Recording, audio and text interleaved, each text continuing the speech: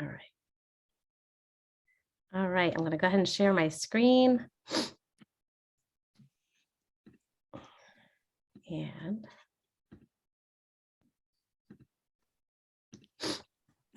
okay, can everybody see that? Yes. Okay, great. All right, so let me change my view here. There we go. That way we're not distracted. All right. Welcome. I'm so glad that you all are here. My name is Deb Clawwater, and I started health coaching almost 6 years ago now. And it was a turning point in my life when my mom passed away. It was kind of a wake-up call for me to work on my own health. And so that was really important for me to do because I found myself kind of going down the same path that she was. And I didn't want to do that. Oops, sorry.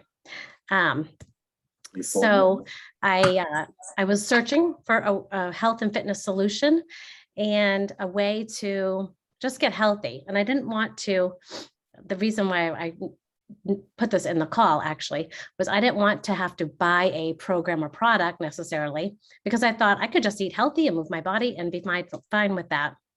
And that should work. And it did for a time.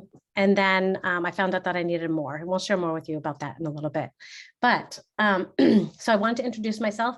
I also wanted to let you know that we will be doing a door prize. So if I didn't see your name, or actually, regardless, I would love to get your email. So go ahead and in the chat, or you can email me at coachdebclawwater@gmail.com. And then in the chat, once you've done that, you can say done. And that way I'll make sure to get your names before the end, because we are going to be doing a door prize drawing at the very end. In the email, you can do in the subject line, pick me is what I want you to put in there. And that way I know that you have sent that in and you say done, and we'll get you in the door prize for sure. Okay. All right. So we're going to go ahead and I'll send it over to Ebony and she can introduce herself. Hey everyone. So my name is Ebony Harris. I am a little bit of everything to everyone. Sometimes it gets a little complicated, but I am a board certified family nurse practitioner by trade, who also is an associate professor at the University of South Carolina. So I teach undergraduate nursing, master's in treaty practice nursing. In fact, I direct that program. So that's people who don't have a nursing degree to start, and they want to become a nurse, and also teach family nurse practitioners. So I work a little bit in primary care practice, really pretty much wherever the university sends me. So as of late, that's becoming at the Department of Juvenile Justice, which is interesting. Every place, that's one of the levels I learn a little bit new things about how to care for different populations when I keep having to get switched around in my setting where I'm caring for people.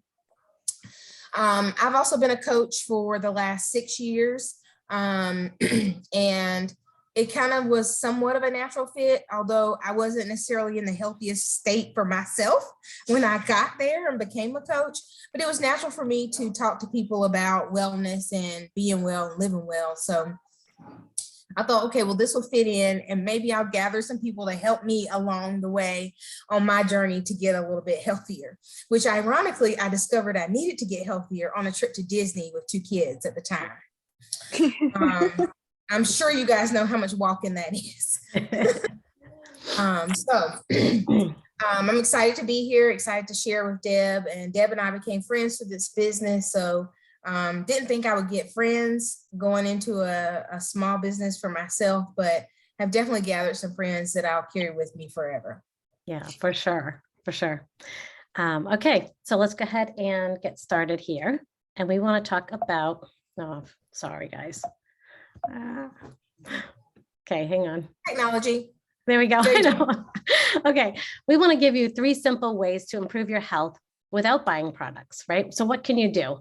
What can you do today to get started and just kind of get your foot wet and just start moving in that right direction, okay? So number 1, drink half your body weight in ounces of water. That is my number 1 tip, because that is the biggest game changer when it comes to your health.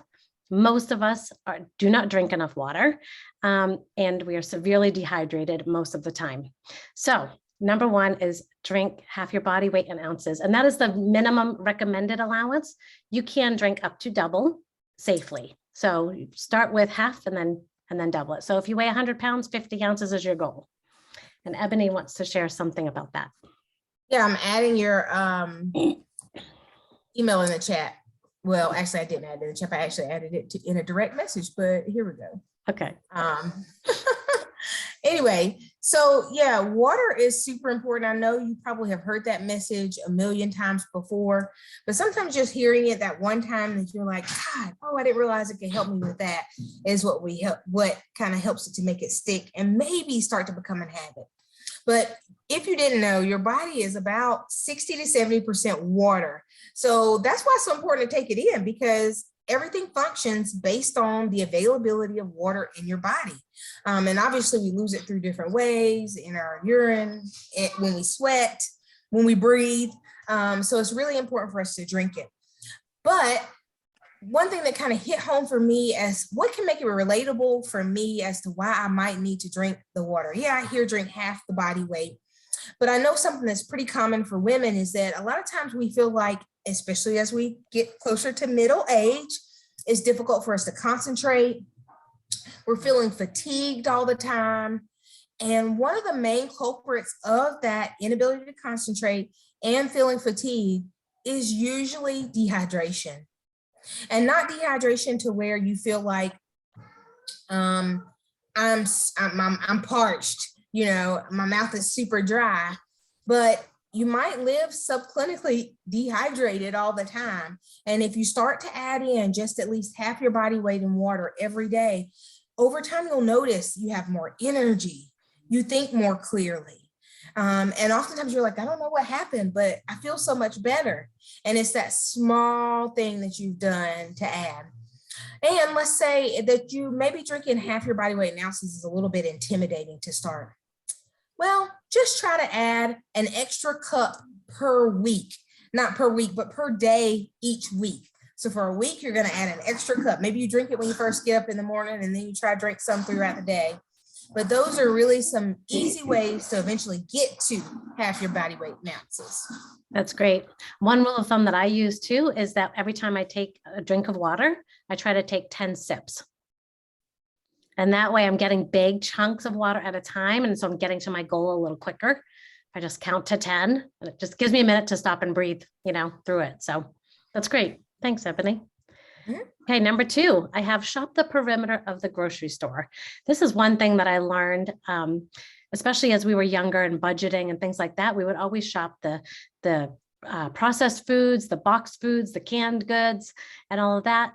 And then it's actually really not that much more expensive and so much better for you. If you shop the perimeter of the store, only get a few staples in the middle, because then you're getting mostly produce and veggies and fruit, and then meat in the back, and then dairy on the side. So if you kind of shop that perimeter, then it'll be so much better for you, and you'll feel so much better too eating those foods. Mm-hmm. And secondly, it helps you very well because most women are deficient in several nutrients like iodine, vitamin D, B12, calcium, iron, and folate. You may hear those, you may not know, and you may not even come up like saying I'm particularly deficient. But shopping the perimeter of the store gives you access to those whole foods, the whole foods that will give you those nutrients that are more readily available. I know many people have seen, like in particular, because I have kids and they love cereal, the cereal box that says fortified with blah, blah, blah. And while that's there, and it does help you not to keel over because you don't have any X nutrient, it still is not as readily used and readily available to the body like whole foods are. So if you're prioritizing buying those things around the edge of the grocery store, you will have it. And then the other piece is, to me, it has a deadline. So you're gonna eat it because you're like, oh, I spent that money. It's got to get eaten somehow. Whereas some of our stuff in the center, it might last 6 months, a year, 2 years.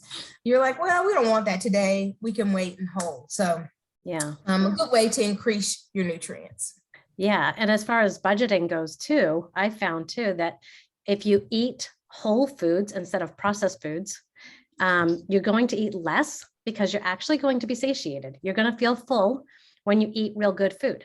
When you're eating processed food, your hunger hormones are constantly on saying, I need more, I need more. And so you're going to overeat too if you're eating more processed foods.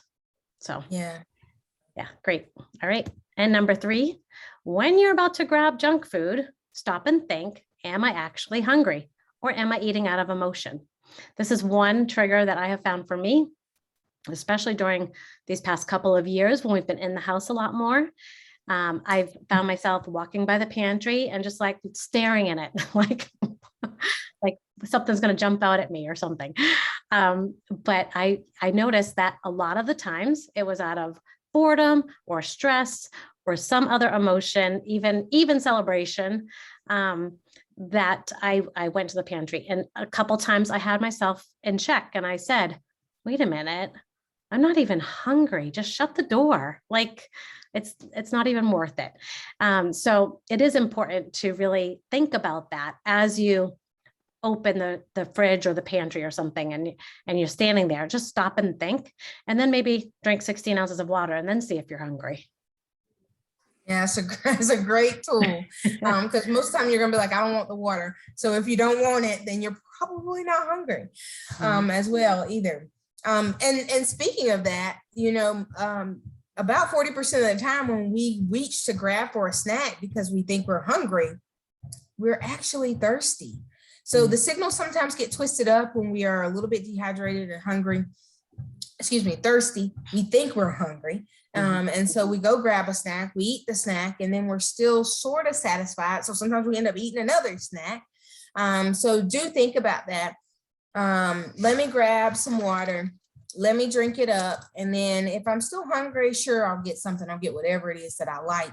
But 2, you're not going to be likely to eat as much of it because you have filled your belly with some water. Yeah. And I always say, if you're not hungry enough to eat an apple, you're not hungry. That's true. And that's filled with fiber too. So that's going to help you. All right. 3 ways to implement movement into your day. So I'm going to actually go over these 3 tips, and then Ebony will talk to us more about movement. So number 1, set an alarm or the settings on your watch. I know Apple Watch has it. I'm not sure about Android, to stand up at least once every hour. We are a culture that sits, and it's the most sedentary that we've ever been in all of our history. So we really have to be mindful of standing up, stretching, moving, all of those things. Because what happens is when we're sitting a lot is that we lose the muscle tone in our hip joints to be able to move more. And so we actually need to move those out and stretch them out in order to have good mobility. So that is my tip for you. Once every hour, stand up, stretch, do something.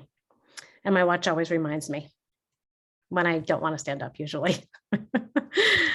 Okay, number 2, whenever you go somewhere, park as far away from the store as possible, or take the stairs instead of the elevator. Just try to get in as many steps as possible. It's not always easy, especially in the winter time up north, but it is helpful. And it's helpful for a number of reasons, not just movement, but also you get that few minutes of fresh air that you normally wouldn't get. I know I've been trying to like open the window even in the house for 15 minutes a day, just trying to breathe in and circulate the air and get all the germs out and that kind of thing. So it is very important to get in that extra movement by taking extra steps, keeping your body moving. And then 3, while doing simple tasks like brushing your teeth or doing the dishes, do some squats or some leg lifts and just kind of move while you're standing there. Also, vacuuming burns a ton of calories, and you can really get into the movement of pushing that vacuum or mop. So go ahead, and while you're doing something else, just be thinking, what else can I do while I'm standing here? And try to move the rest of your body. Ebony? Oh, you're on mute. I heard one of my kids talking about, so I muted it. Okay. But while you were talking about that, I was thinking about the fact that like the last time I mopped, we moved recently to a house that has all hardwoods downstairs. And so that's a lot more mopping. Vacuuming, I sometimes make the kids do it, but mopping, they do a crappy job. So I usually do it. And I was so sore the first time I like mopped the whole down. So, and I'm thinking I work out every day and this hurts. So it is a good workout. You're right. But I do want to say a couple things about why it's so important to try to incorporate movement into your daily life. Because we are not meant to be sedentary creatures. As we have evolved, and we start using computers, and while all these things are like great and have improved our lives, they have caused some other issues for our lives as well. So increased sitting has caused more increase in back pain and more disease in our lives. So what I usually tell my clients, maybe not so much these juveniles that I'm taking care of now, but I have been with regular primary care before.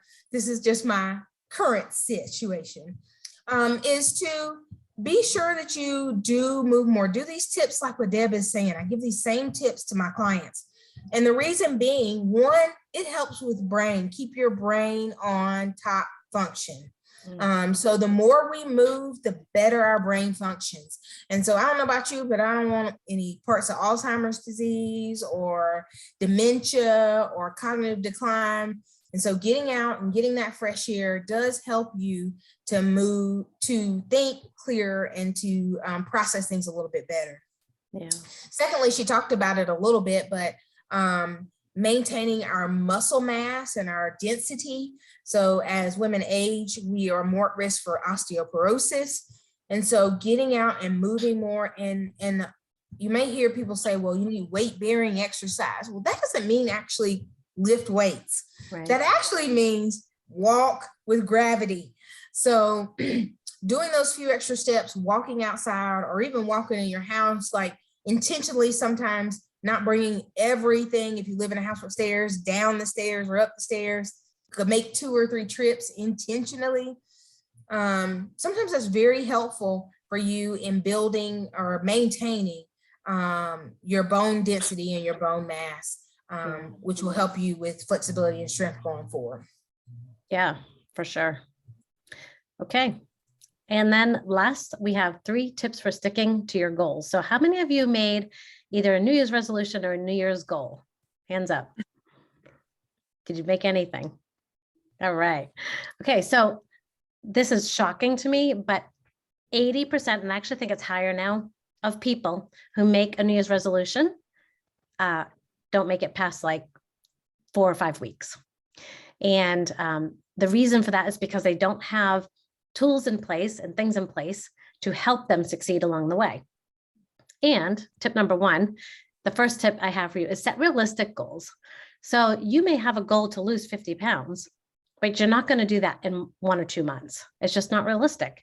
So you've got to be able to break it up, chunk it down by quarter or by month, and then also by week helps me.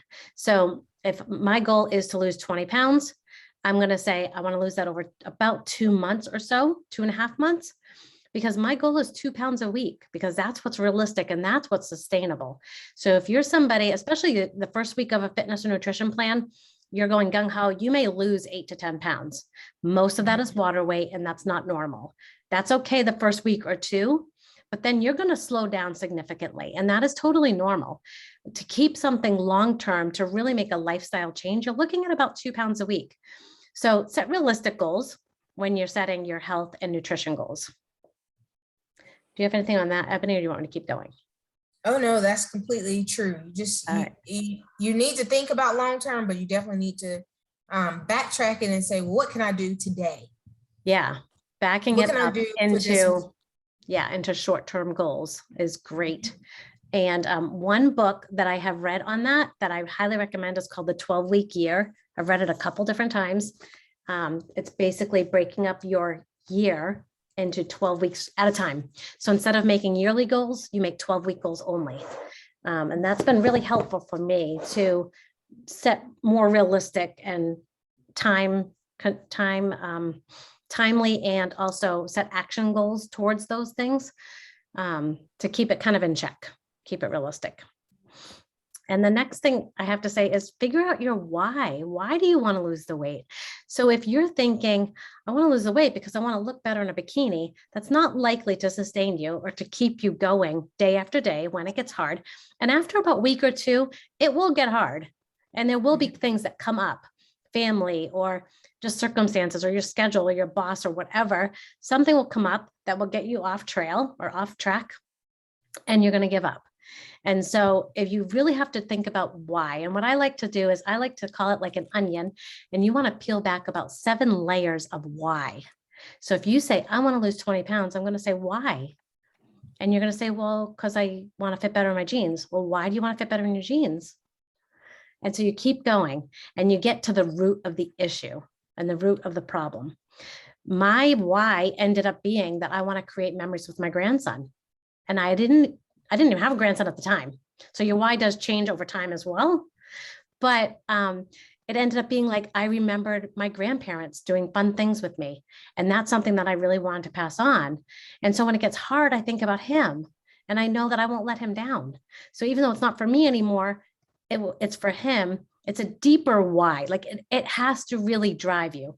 I've had some clients tell me, I want to drop some weight because I'm going to Disney with my kids. And I'm like, okay, so why does that matter to you? And they're like, well, I really want to fit in the seat so I can ride the rides with them. Like I want to enjoy it with them. And so it's got to be a deeper why. So really peel back that onion and figure out the root of the issue at the heart of it when you're thinking about your health goals. I find that that's really helpful in sticking to them. And then number 3, get an accountability partner. There's nothing like accountability in every area of our life. Whatever you're trying to improve, let somebody else know that you're trying to do it, whether it's social media or whether it's a close friend or your spouse or whatever. Find somebody to hold you accountable and somebody to say, you didn't show up today. Where were you? Or, if you're meeting a friend at the gym, you're more likely to go to the gym if you know that they're waiting there for you.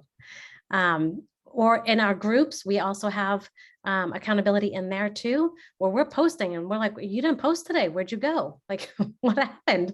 Did you do it? Did you do what you said you were going to do? And in accountability, you need to give that other person permission to have that hard conversation with you and to ask questions, because otherwise you don't want somebody who's going to say, oh, well, give yourself some grace. You're fine. It's okay. Your goals don't matter. Right? You want them to say, you said you wanted this. So if you really do want it, let me hold you accountable. Check in with me. Okay. That's so true. I was thinking about, at first it was my husband like, oh, well, we're going to hold each other accountable. And while for the first 6-8 weeks we did, hey, don't have that. What are you doing? You should be blah, blah. After about 3 or 4 months, it was like, but I really want this. And he's like, all right, well, me too. So we won't tell anybody that we are doing. So we ended up finding we needed some outside accountability partners as well. Yes. While we still do hold each other accountable for goals that we set, we needed a few outside ones to make sure that we knew they weren't being mean. But you guys, if you're married or you have kids, even you have a little soft spot when they're like, but please, I really want it. I know. My husband texted me from the grocery store last night, actually, and he said, I'm looking for a snack. And I sent back the emoji like, I don't know. And I said, wait, aren't you doing a health bet? Because he's doing a health bet right now. And he said, well, yeah. And I'm like, well, there's stuff here. And I have a really good dinner waiting for you. So you'll be fine. And so he did come home with nothing. But he was like, oh, yeah, I remember. I have cookies in the freezer still from Christmas, because we ended up having COVID over Christmas. And so we ended up just making cookie dough, and we decided we were going to bake them off later. So they're almost gone now. But I was like, okay, see, like we're good for each other and we're bad for each other all in the same way. So I need other accountability, and I need people questioning me, where are you? Where'd you go? What happened? So that's awesome. So so Ebony and I run an accountability group together, along with a couple of other coach friends. And we walk you through fitness and nutrition, and we do provide programs and products for you to help you if you are interested in purchasing products. But we want to give you something that you could take away with tonight, of no cost to you. But if you do want more, if you do need accountability, we would love to serve you. We would love to help you in any way that we can, whether it's buying products from us or not. We're here for you. So we just wanted to share that with you. I'm going to go ahead and stop recording.